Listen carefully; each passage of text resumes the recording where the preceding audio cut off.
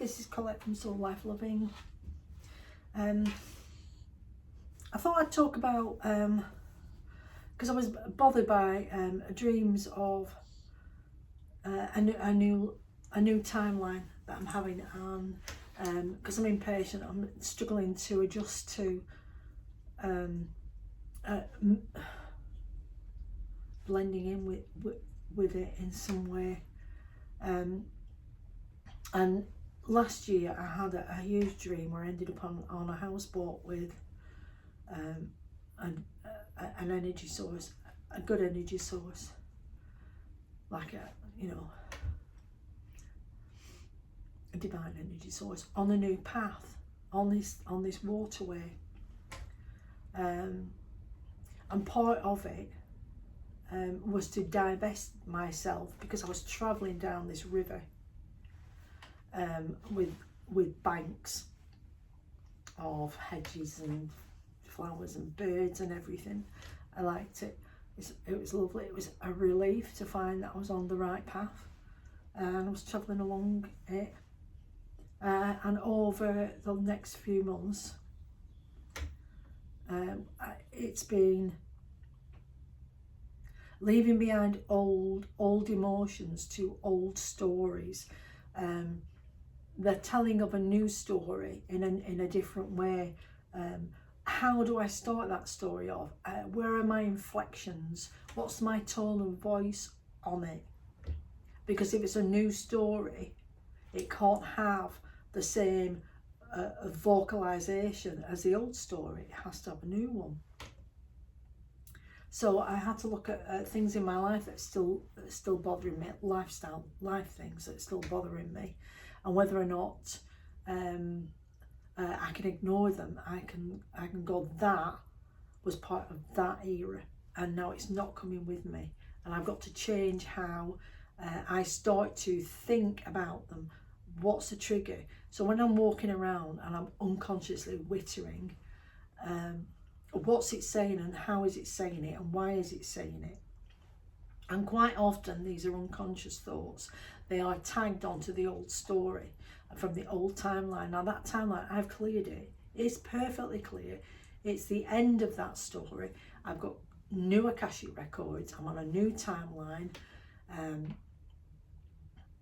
But it takes time to assimilate in and to develop fresh thinking, because what you need is that automatic thinking, where you're not really conscious of it wittering at you. It needs to be different. It needs to be more positive. It needs to be new. It needs to be, oh my God, everything's new and I know nothing about it. And when you know nothing about something, you have to learn from the very beginning, the very first page of instructions, the very first clues, because everything about spirituality is a detective story. Those clues that you're picking up on, they're going to make your new automatic thinking, and they need to be new. They need to be better. They need to be more positive. So however I've been starting a conversation in my head, I've had to jump on it.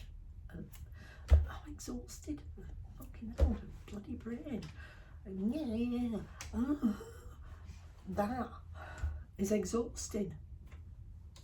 And it's been stressing me out, and I've been feeling really wobbly and jangled and out of sorts and itchy and bothered, and little things that are kind of upsetting me, and I'm having to back off from them while I gather myself. And I in one of my meditations, I realised, they said, that I'm putting way too much pressure on myself. And I had that meditation with that, and then I was hunting for narrowboats, because I like it when they fit out narrowboats and how the new layout, what the stuff they put in. I like all that. I actually like the waterways. It's interesting that the pathways that came to me as the new pathway was on a boat on a canal or a river, because I like that movement. I always have liked that movement. I always had little boats as a child, I like them. I like them a lot. So it's interesting that that visually it's come in like that for me, because it's a positive thing in my life. So I was looking for this, and I'll pop this other video. And she said, you know, this is just right after the meditation. And yeah, somebody out there is has moved on to a new timeline, and they're being too hard on themselves because they think they should be assimilated like this, and they don't understand that you have to have your experiences on the new timeline to form new thought patterns, and this takes time. It's not going to come in like a quick read book. You're going to have to keep stopping yourself. But because I've been resentful and I've been agitated and disappointed in myself that it's happening so much, and I'm having to jump on it so much, and it's tiring so much, that I've actually been mean to myself. I would never be this mean to somebody else. If somebody else told me they were knackered from trying to correct their thought patterns all the time, I would just say to them, it takes time. And you have to be kind to yourself while it does it. Because the more frustrated you get, the more unkind you are to yourself. And why should you be unkind? Because the fact that you're here doing this now means you've done an enormous amount of work on you. And you've made a huge effort, and here you are, and now you're frustrated because, you know, it's not that you get to the end and then you get the prize. You have the prize. Now you have to learn how to live the prize. It's different. So with all that happening, I ended up on this boat again. Jamil was with me,